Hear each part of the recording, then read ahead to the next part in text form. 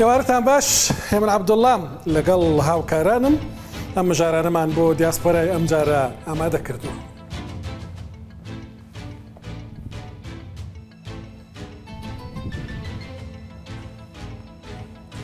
بە هەواڵێکی خۆش بۆ ئەوانە دەست پێ دەکەین کە کۆچبەرن و لە ئەڵمانیا مەرجەکانی کارکردن و وەرگرتنی دۆڵدۆنگ دەگۆڕدرێن و کورتتر دەکرێنەوە. کەمێکی دیکە وردەکاریەکەی دەزارن. بەڵام لە سوێد و فەڕەنسا بە پێچەوانەیە و ئامادەکاری دەکرێت بۆ خێراتر لێسەنەوەی مافیمانەوە و دیپۆرتکردنەوەی ئەو کۆچبەرانەی تاوان دەکەن. لەویش کەمێکی دیکە وردەکاریەکانی باز دەکەین.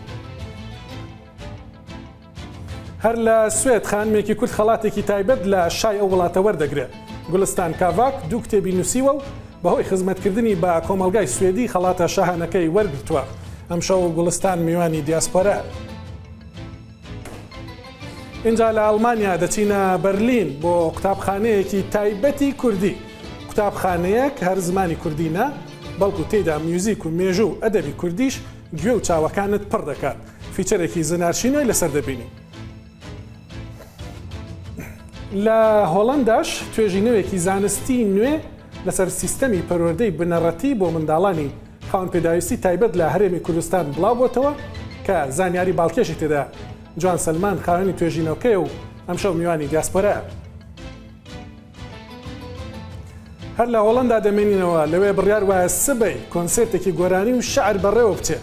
کە تێیدا بانگەشەش بۆ بربژێرێکی کورد بۆ هەڵبژاردنەکانی پەرلەمانی هۆڵەندا دەکرێت. ڕێخەری کۆنسێرتەکە کەمێکی دیکە زانیاری زۆرترتان دەداتێت.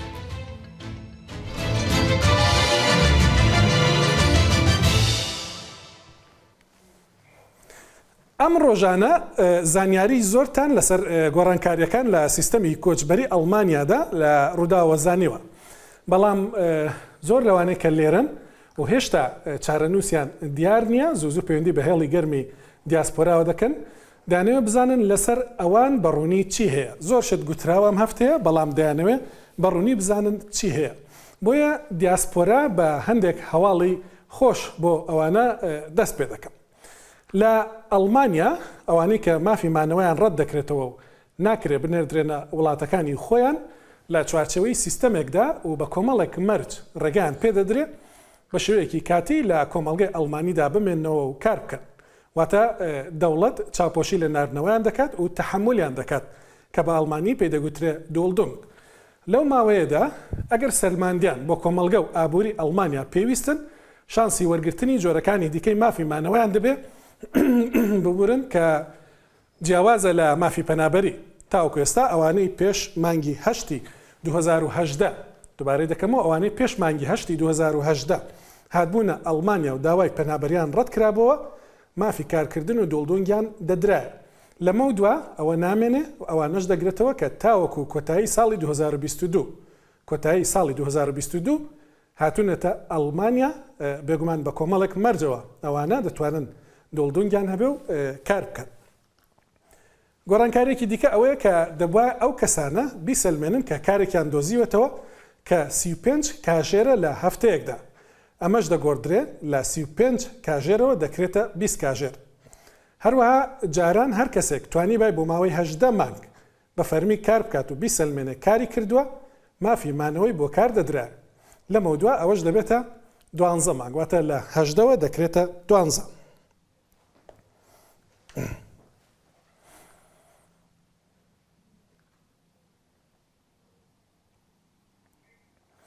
ئەڵمانیا لە تەنیشتە و ئاسانکاریانە بۆ کۆچبەران بڕیاری توندی نوێشی هەن بۆ قاچاقچی و تاوانکاران. بۆ نمونە جاران ئەوانەی کە وان پێدەگوترێ ئەوانەی ژیانی کەسانی دیکە دەخەنە مەترسیەوە بێگومان مەبەست قاچاقچەکانە،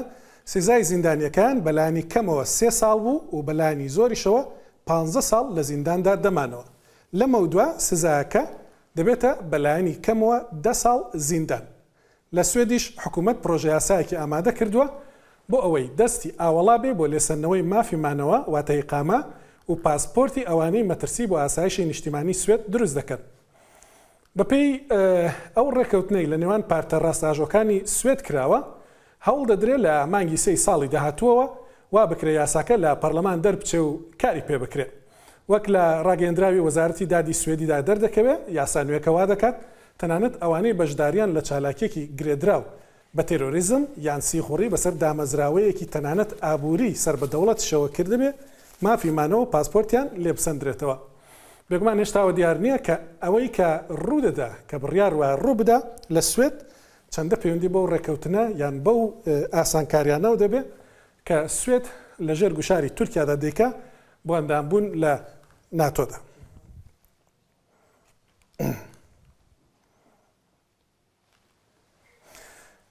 دەچینە فەڕەنسا لەوێ ئێستا گەنگەشەیەکی گەرم لە نێو پەرلەمان هەیە لەسەر یاساکانی کۆچبەری چاڕوان دەکرێت کۆمەڵێک گۆڕانکاری ڕیشەی ڕوو بدەن لەوانە وا دەکرێت کە ئاسانتر مافی مانەوە لەوانە بسەندرێتەوە کە تاوانێکیان لەسەر ساخ دەبێتەوە. هەروەها وەرگرتنی یارمەتی پزیشکی بۆ ئەوانەی بەڵگەنامەی فەرمیان پێنیە و تاوانەی بۆ نمونە لە کالێ لە سنووری نێوان فەڕەنسا و بەریتانیا دایانەوە بپەڕنەوە ئەو بەر نەخۆش دەکەون کاتێک تاوەکو ئێستا کە دەڕۆشن بۆ نەخۆشخانە هەموو یارمەتێکیان دەدرا ئەمە سنووردار دەکرێت و قورستر دەکرێت. ڕێکخراوی چاودێری مافەکانی مرۆڤ هیومەن رایتس وۆچ دەڵێ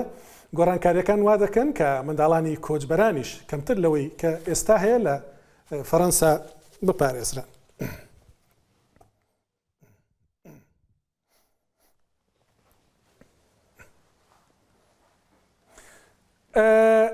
گوڵستان کاڤاک خانمێکی کوردی چالاکە لە سوێد ئەو ئەم ڕۆژانە زۆر دڵخۆشە بە خەڵاتێک کە لە ماڵباتی شەهانەی سوێد وەریگرتووە. ئەوانەی کە بەهۆی کێشەیەکی تەندروستیەوە بە باشی توانای خوێندنەوەیان نییە پێیان دەگوترێ دەسلەکسیک.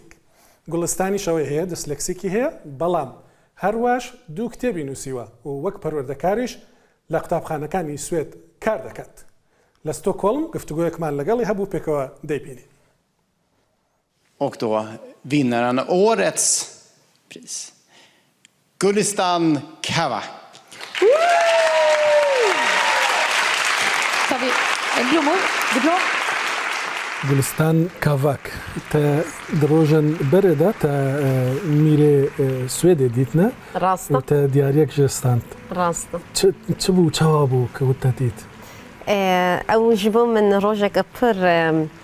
ینی مەزم بوو ئەس هیچ وێ ڕۆژێش بیر ناکەم میرێ سوێد و قڕاڵێ سوێد دیسلکسیاوە هەیە ینی زەحمەتیە خوێندنێ و نویساندنێ و ئەو نەخۆشییا منجی هەیە دەبێ وەک نەخۆشیکێ بە سوێدی دبێژن فنکخومس هیندەر ینی وەک سەقەتبوونەکەیە دەمیژیدا لە گۆری ینی ئەو نەخۆشییا من هەیە لێ دیسە من دۆ پرتوک نویسنا ئیدا قڕاڵ و میرێ سوێد گوتن ئەم توازن دیارەکێ بدنا تا ji بۆی ئەف نەخۆشیاتە هەیە ئەف زەحمەتیەتە هەنا لێ دیسەتە دۆ پرتوک چاپکردنە نویسنە پرتوکێنتە باسی چ دەکەن؟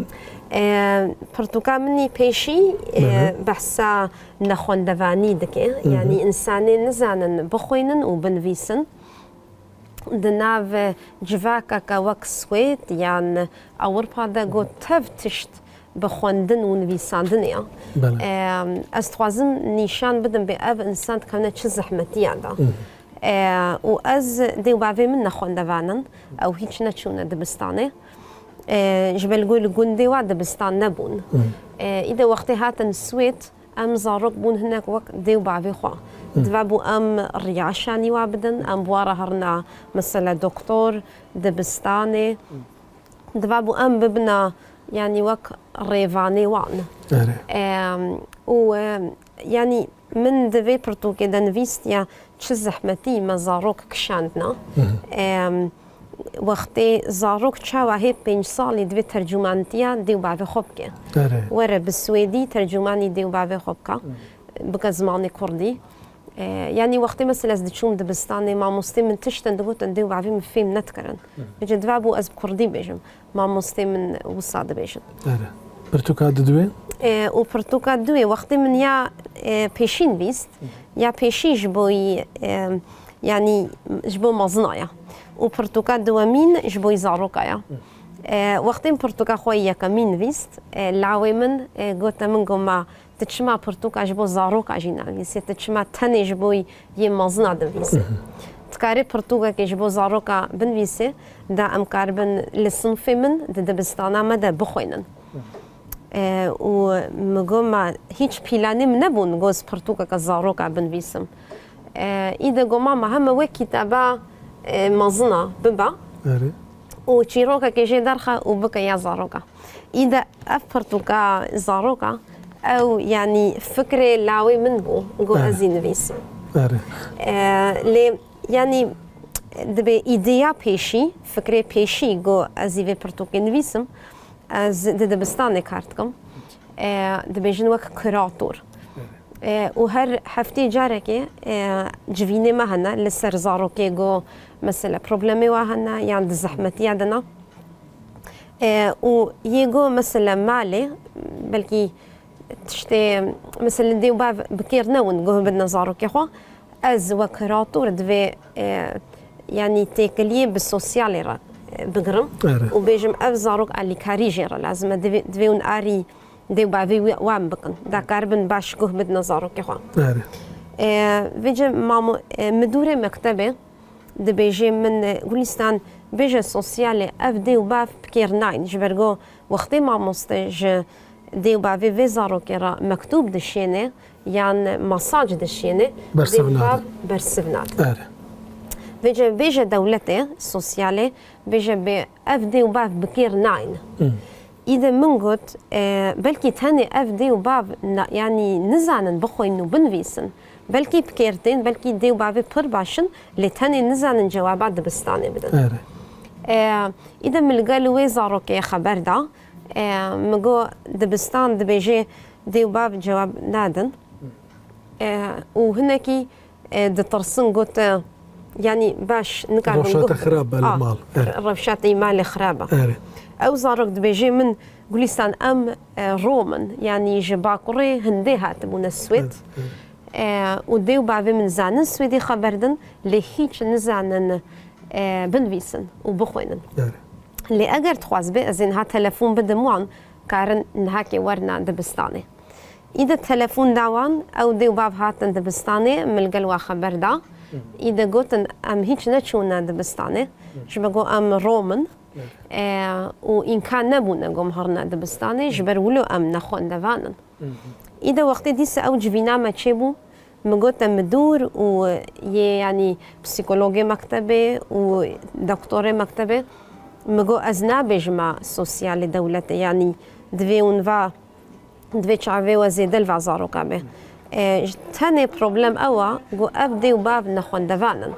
يعني بلا ما مستجي إيرو بيدا جدي لا مكتوبة بشيني جدي وبافارا بلا تلفون بديوان إذا قلت ندباش نخو أم يعني نبيج دولتي أفزاروك ببروبلم راستا تا بديسلكسي ماستر تشيكر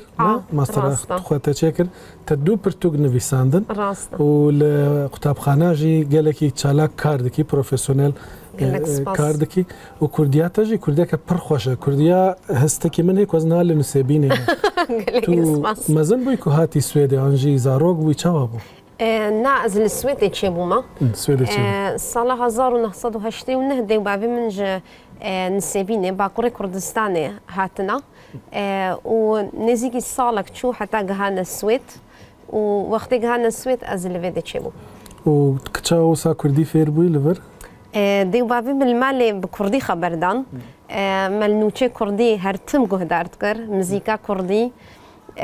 وحفتي جارك جن دتشوم دبستانا كردي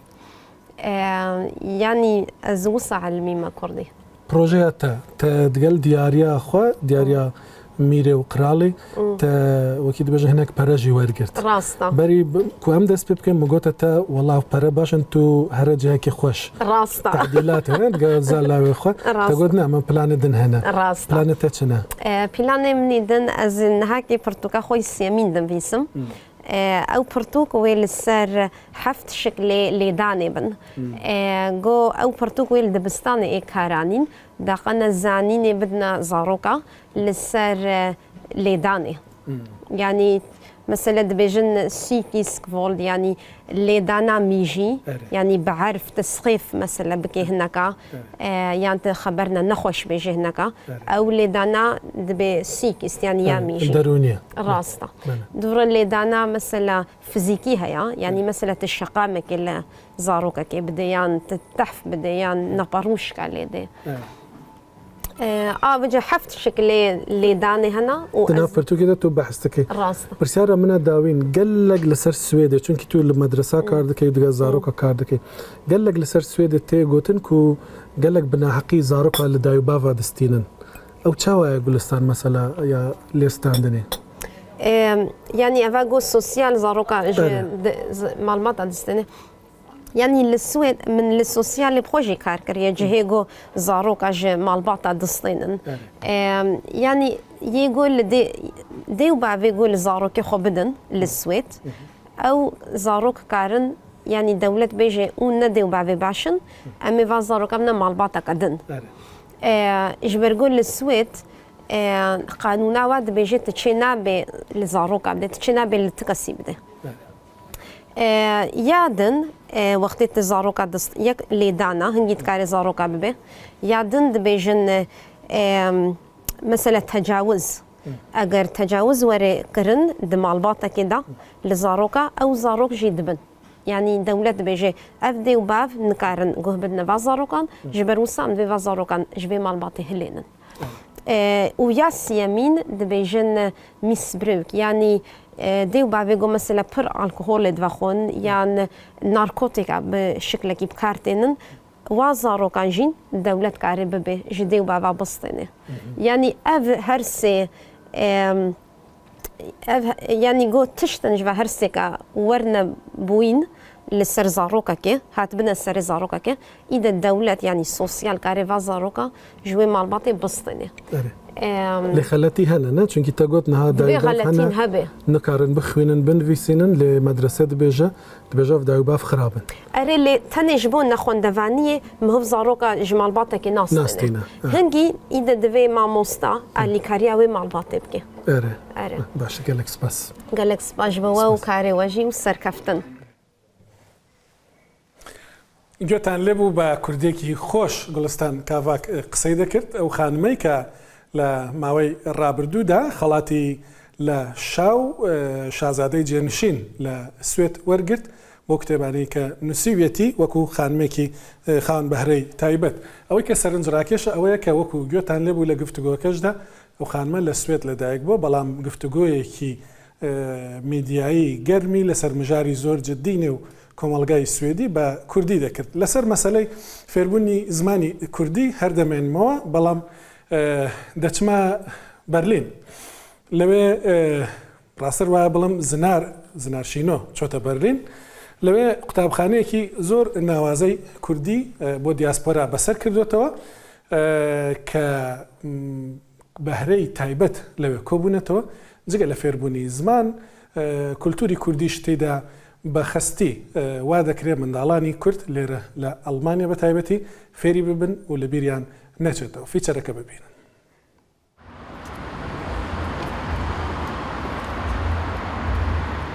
یەکشەمبیەکە دەویە هاوینە پایتەختی ئەڵمانیایە.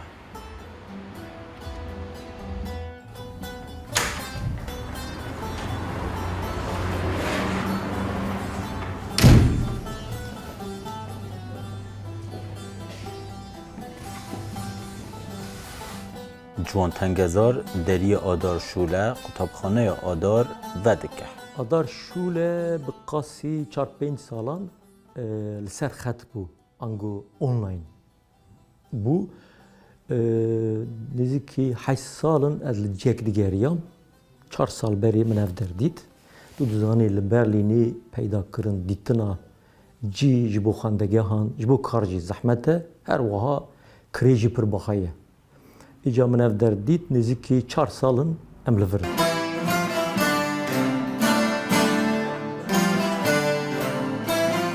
ایرو جبو فیربونا تنبوری هاتیه دست نشان کرد. آنها جبو کورسا تنبور الوی داریم لی وکی دیجی آدار شولید ناسم ام کورسا تنبور پروفیسیونل نوتهی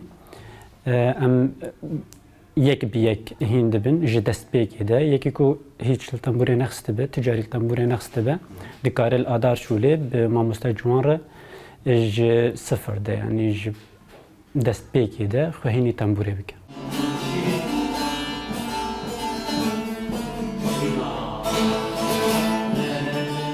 جوان مروفه پر برهمه و پر شیانه او سترانبیجه، موزیسیانه، شانوکار و نویسکاره و کانیا وان همو یان شیدا و اوینداریا ویا جبو زمان کردیه لو ماج ارک زمان کردی بزاراوین جدا و جبوی لسر لیستا کارن قطابخانه یا آداره کاری می سرکه زمانی کردیه کرمانجی، سورانی، زازاکی ام دل دکن که قرصین کلهوری جی بدن تخاص جهیه لی حتی نامل ماموستک ندیتیه و نزدیکی 4-5 هفته بری حوالک جمرا گود که ل امریکایی ماموستک دکاره درسا کلهوری جی بدن بینین ذهن توانین کنن خوتن شلافن کوتن فعلن هنان میدبرینگن ماموستای کرمانجی جیری یان سورانیه جغوش حالات کردستانه و جو 2019 ویا وانه یانده ده هر کرسه که وان 2 حیوان بده کشه و هر جارجی زیده تری 20 فرخوازان وان هنه کورسی 2 مانگ یعنی هر مدولی 2 مانگ دخانه و 2 مانگ دزاری و بو 20 قطابی بو 25 قطابی بو 30 قطابی بو اتر کم و زیاد نتودک جوایی که براستی اوی من هولی بدم اوی که خوندکار بخوی فیری کردی بیت چون من 1 ساعت لگالی کردم ساعتون یک لگالی کردم بس ساعتون یک کردی فیر نبی انسان لا هفته یک ده او ده به متوده کی پیبده که بخوی لمال کار که و بیت ما مستای خوی جوان دپرسم کینه دخوازن فیری زمان کردی ببن باش گهداریا برسوه بکن برانی بشتارین قرصین کردی نکردن اوروپی نه آلمانن جه آستوریایی جه سویسرایی یان جه ایتالیایی و داوی جه ویتنامی جه چند بشتارین مهنه و بری جه ولاتین دنجی چند بشتار هبون سدما سرکه اوینه یعنی ین کو هفجینی خواه یعنی هفجینا خواه حز دکن کردی هنده بن یعنی سدما سرکه یعنی سدی هشته از دکارم بیجیم کو سدما یکم هنبونا زمانی کردی اوینه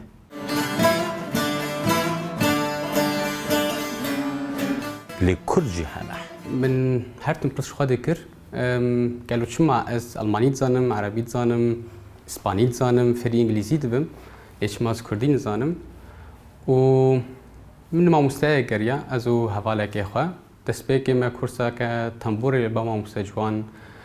قر وبراستي حقر السرخو بهم اس برمات ماي مام جو كردياوي پر پاک بو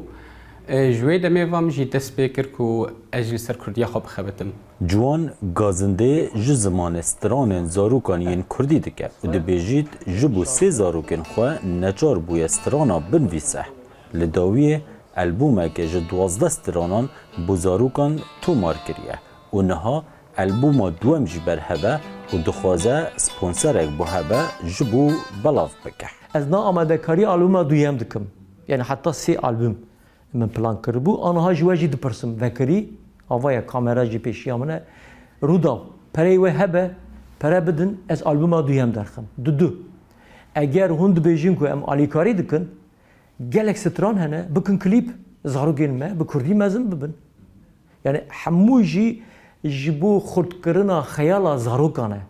ام قلا مرنی ناکن ام قلا پاشروجی اوینی دکن جیانی دکن خزایی دکن و آزمونات بپیوه و وک باورنامه صالح کور بری روزنامه‌وان و نویسکاره او یک جوان کسایه از مونا دست نشان کرنا آستا زمان کردی لقطابخانه آدار انجام دایه جوان جناونده که ناسکری یا آلمانیا دخوازیتن اوی ارکی بستوی خواه بگیرن لی جوی را دبیجن بازار کردی کزه او عاجز بویه او بریارده وی کاری او بخواه بکه 15 سالن از ایمیلان دنویسم دشینم دبیجم کو گلو هنج بو چه بو کردی azmuna Kurdî nakin yani telk Kurdî. Telk du cara heta du cara wan bersiv daye. Bersiva yekem devlet dawetin neye? Em loma jî azmuna Kurdî nakin. O piranî bersiv nadin ya duyem jî bazara Kurdî tune. Okey. İca min lêkolîn kir hemû zanîngehên ku li Ewropa Kurdistanê gelek profesör, doktor, zaman nas falan û bêvan jî nas dikim têkiliya min jî bi wan re heye. Min got gelo cem we sîstemek heye ji bo azmûna zimanê Kurdî. Destnîşankirina asta zimanê Kurdî ye. Erê. Min got min dît ku tune ye. Min got ciwan ev kar jî bû karî te.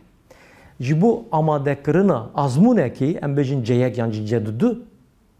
salekî min diçe. Ceyek cedudu. Bi Kurdî em dijin ce. Salek ez xebat dikim. Qutabxaneya Adar li Berlîn ji bo serdankerên derveyî bajarî û Kurdên li welatên din bûye bi navendeke bi hevgeheştinê. Lê ciwan dixwazît karkirina ji bo pertûk, mûzîk, huner û kultûrê Kurdî wek cîhana wî dûr ji siyaset û aydolojiyan. Zinaşîn û Rûdaw, Berlîn. فیچەری زنارشینەوە بوو لەسەر قوتابخانەی ئادار قوتابخانەی کوردی لە بەرلین ناوبڕێک وەردەگرم پاش ئەوە باسی توێژینەوەیەکی گرنگ دەکەین لەسەر سیستەمی پەروەردەی بنەڕەتی لە کوردستان بۆ کەسانی خاوەن پێداویستی تایبەت کە توێژەرێکی دیاسپۆرانشین کردوویەتی بە سەرپەرشتی دوو پرۆفیسۆری هۆڵندی هەر لە هۆڵندا سبەی کۆنسێرتێکی تایبەت و جیاواز هەیە کەمێکی دیکە دەزانن لەکوێ و چۆن دەتوانن بۆی بچن.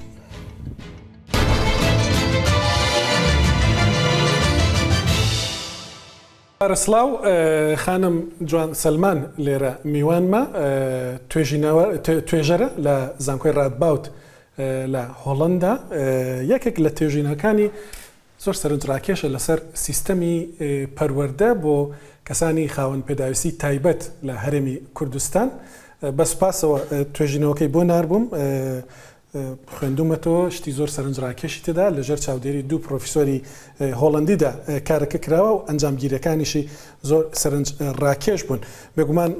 ئێستا جوان خان لێرەیە خانم جوان سەلمان میوانمانەوە بزانم دەتوان پێش بڵم دکتۆر جوان سەلمانوەنیە چونکە توێژینەوەکە بۆ ئەوە بووە زۆر زۆر بەخێر بێ دکتۆر جوان سەلمان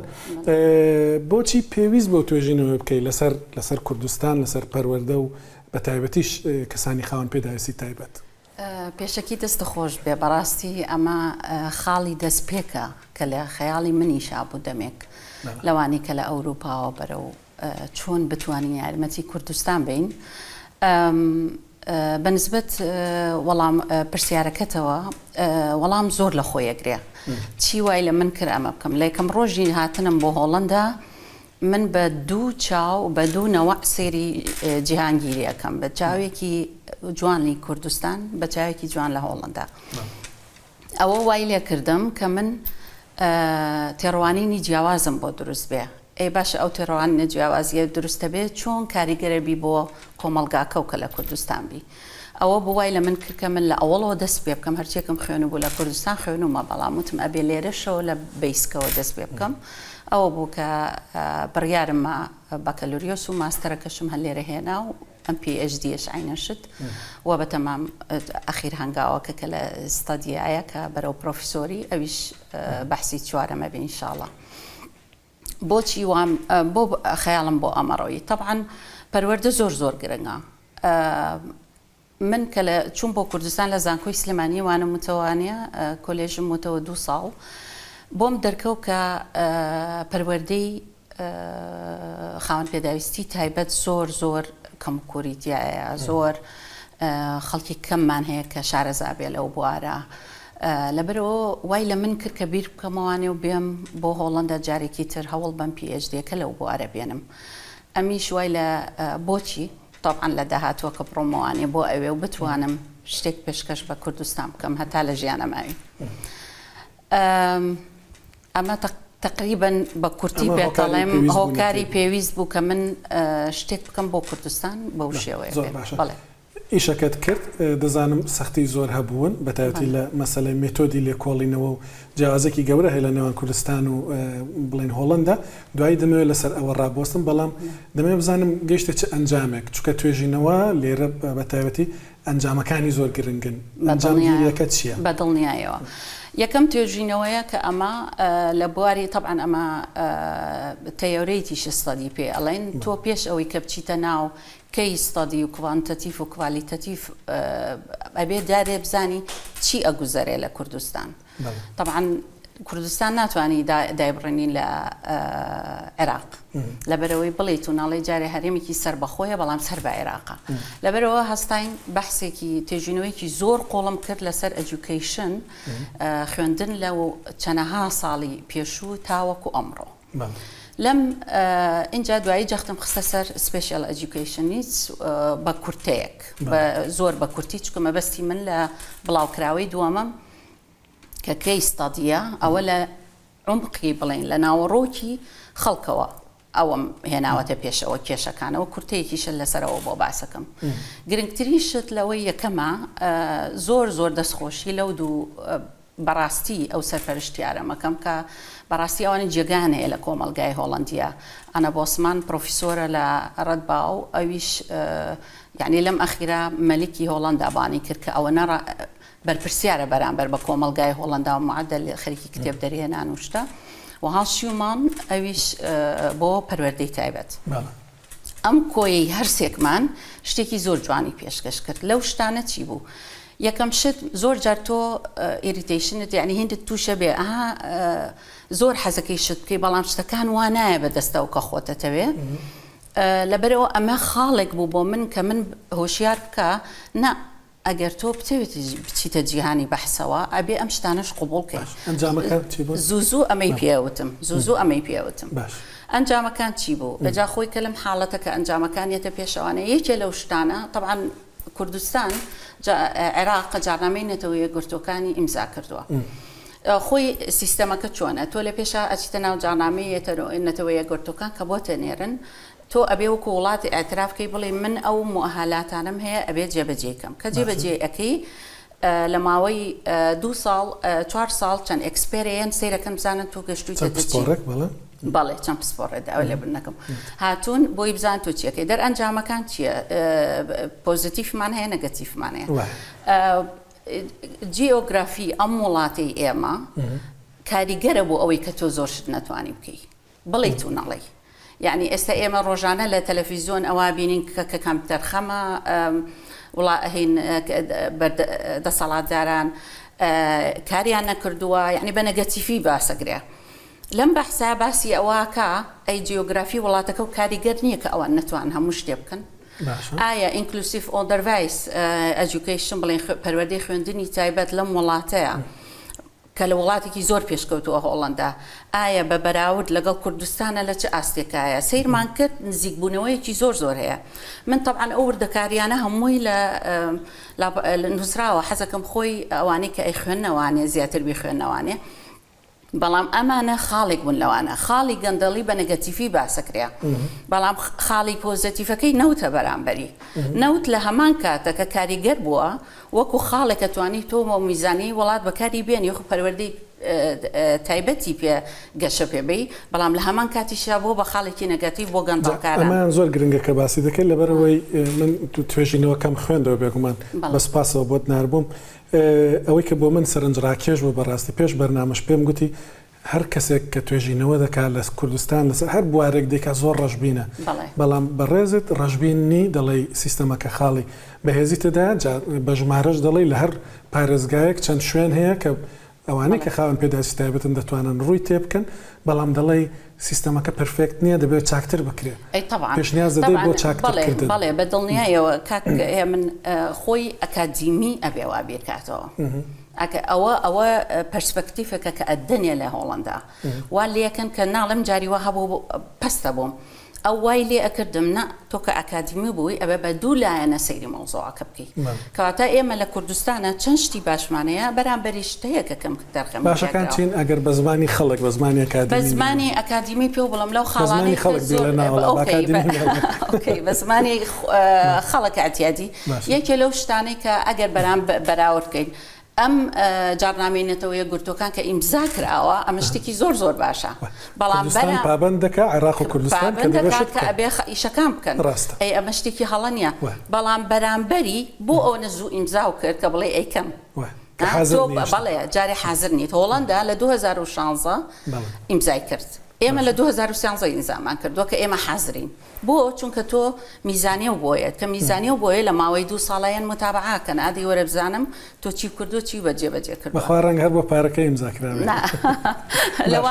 لەوانەشە زانیاری گشتیان نەبوو بێت لەسەرم شتا بڕواو بێ لەم توێژینەوانە شتی وام خوێنێتەوانێ بڕوا ناکەم زۆر کەس بیزانێ لەبەرەوە نەزانینیش وا لێکا کە شتەکان بە هەڵە بکەی ئەوە مەبەستێکە یەکێ لەو شتانەی تر تۆ نیزامی سویدی و ئەوروپی و ئەسکەندەنافی ئەم شتانە ئەهێنی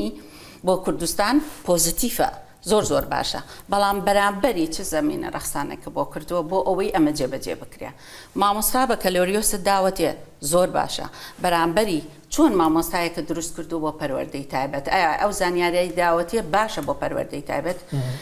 باشە ئێستا جاڕامێنێتەوە گورتۆکان باسی پەروەردەی گشتگیرەکە باشە ئێمە جارێ مناڵی خاوەن پێداویستی تایبەت لە دەرەوەی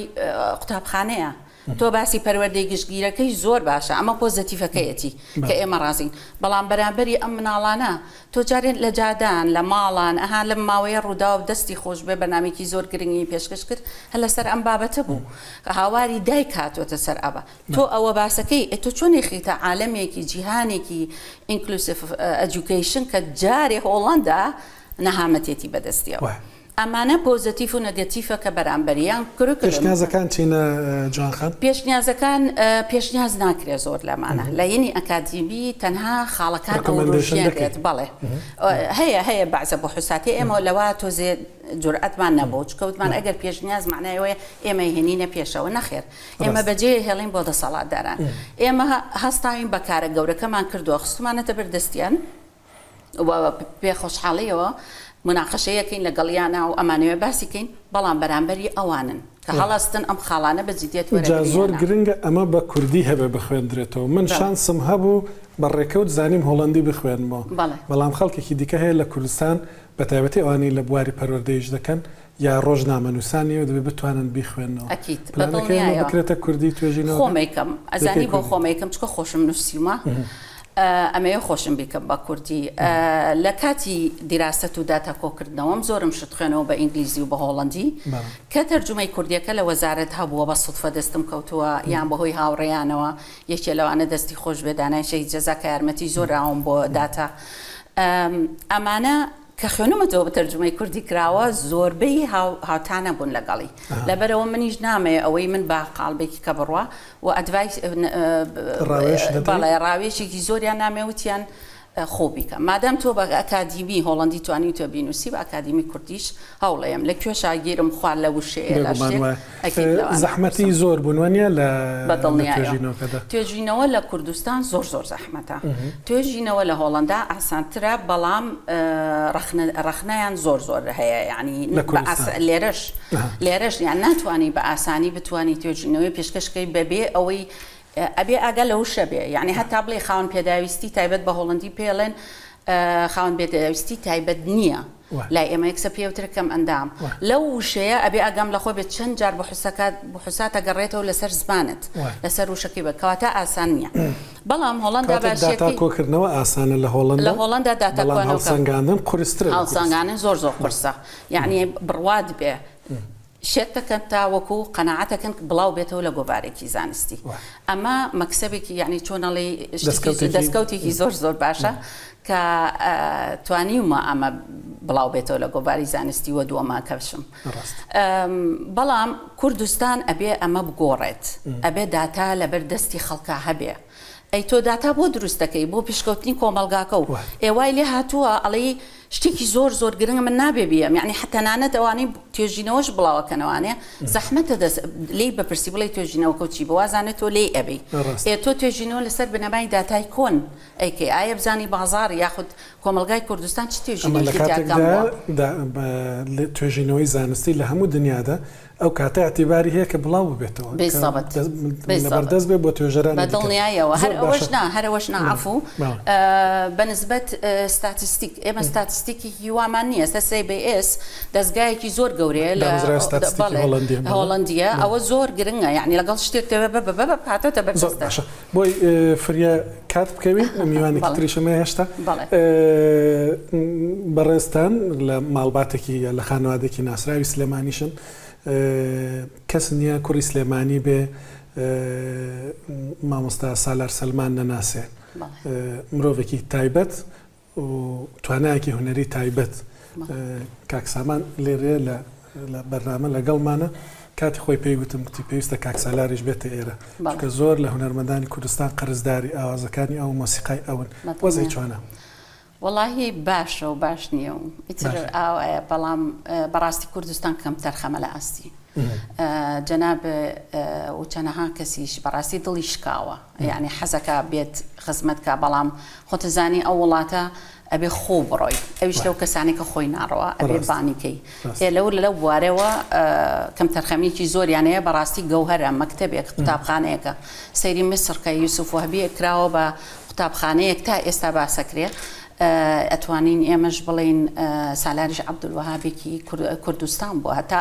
ئەو ستایلی هێنایە ناو کوردستان ئەو ستایلە زۆر کەم بوو ئەوانەی کە وەکو بە عەرەبی دەڵێ ئیلا من یهمه الأمر ئەوەی کە پەیوەندی پێوەیە لە کوردستانیش بە ئەمە ببیستن زۆر سپاست دەکەم دکتۆر جوان سەلمان ئیتر دکتۆری زۆر بەخێر بێی سەرچاو کە لێرە بووی هەر لە هۆڵەندا دەمێنمەوە دەچم بۆ باسێکی تایبەت کۆنسرتێک دەکرێت سپینێ لە کۆنسرتەکەدا گۆرانی دەگوترێت شعر دەخوێندرێتەوە بەڵام کوردی هۆڵندا بیریان لەکردێتەوە کە دوو هەفتەی دیکە هەڵبژاردن دەکرێت پێویستە پشتیوانی لە بربژێرە کوردەکانیش بکەن هەفتەی داهاتوو بێگومان بەرنامەی دیاسپۆرا لەسەر مژارە دەبێت لەسەر هەڵبژارنەکانی هۆڵندا بەڵام ئێستا کاک فەرزین باپیری لەگەڵما کە وەکو دەڵێ ڕێکخەری ئیڤێنتەکەی سبەینەیە بەڕێوەبەری لۆستلاند کاک فەرزین باسی کۆنسرتەکەی سپینم بۆ بکە چه ئامادەکاریەک کراوە گۆرانی بێژ گەیشتووە شاعیر گەیشتووە چ دەکەن؟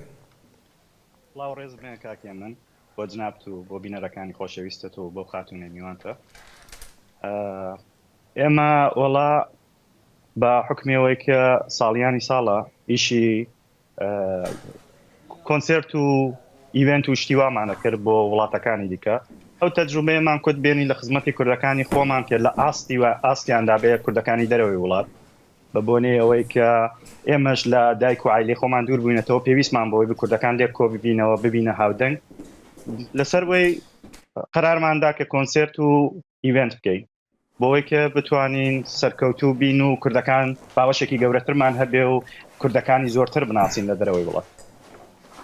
جا لەسەر وەی کۆمپانیەکماندانە بە نێوی لۆسلاند ئەوەی کە بڕیار وە کۆمپانیەکماندانە بە نێوی کۆمپانی لۆسلاند کە قەرارماندا من و خاتونێک بە نێوی شەوبۆخان یەکڕا ئەو کۆمپانیەمان دەست پێ کرد کەویش خاتونێکی سەرکەوتووە دەستمان پێ کرد و هەروەها هونەرمەندانی زۆر خۆشەویستی لە 4 پارچەی کوردستان بە تایبەت کاگەفشینی شکری و هونەرمەندانی دیکە پشتگیریان کردینەوە کاتی ئێستاش بۆ سپینە کۆنسرتێکمان هەیە ئێستا بڕیار وایە سبەی چی ڕۆبدا کاک فەرزی بەڵێ بۆ یەکەم جار هونەرمەندی گەنج و دەنگخۆشی کورد میوانداریمان کردو لە شاری هۆڵندا کاک میران عەلی و هەروە شاعیری گەنج کاک شاباز وزەیریمان میوان کردو و چەند هونەرمەندی دیکەش لە نێو پرۆگرامەکەمان میوانن و هەروەها میوانێکی تایبەتمان هەیە بە نێوی کاک هاوڕێ ڕەحیمی کە ئەویش هەر باسی ئەو جنابەت فەرموود لەسەر انتخاباتی هۆڵندا کاک هاوڕێ ڕەحیمیش هەر لە پارلمانی ئەندام پارلمانی هۆڵندایە تقریبا 2 ساڵە و ئینشاڵڵا ئێمە پێمان خۆشە کوردەکانمان لە هەر شوێنێکی ئەو وڵاتە لە هەر شوێنێکی دەرەوەی وڵات لە ئەوروپا لە ئەمریکا لە حتا لە کوردستانەکەی خۆمان سەرکەوتوو بوون و پشگیریان بیت ئەوەی لە دەستمان بەربێ کە بتوانین ئێمە کوردەکانەوە بخۆمان شانازی بە خۆمان دەکەینەوە کاتە باش سبەی ئەگەر خەڵک بێوێ میران عەلی ببینێ بێوێ شاعیر ببینێ کاک هاورە ڕەحیمی ببینێ شوێن ماوە خەڵک هێشتا دەتوانن بێن و ئەدرێسەکەی کوێ خەڵک دەتوانێت بێتە کوێن زۆر سپاسە دەکەم ئەرێ وەڵا شوێن ماوە لەسەر پێیجەکانی خۆشماندا ئادرێسەکە شاری ئارنەهێمە شاری